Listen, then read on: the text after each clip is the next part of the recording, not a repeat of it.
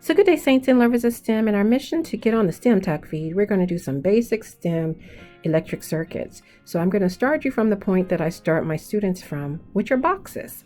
So the way that we first teach electric circuits to our students is we start with boxes that represent basic circuit elements. And we have a box like this where it has a polarity, voltage, and it has a current direction I.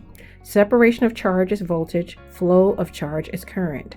So what we would do is we typically draw 4 different boxes, and then we talk about things like voltage rise and voltage drop.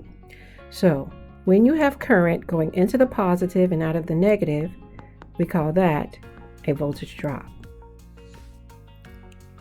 When you have current going into the negative and out of the positive, we call that a voltage rise. So for element D, I'm going to put the positive for the voltage here and the negative for the voltage here because it doesn't really matter. Now, here is the question.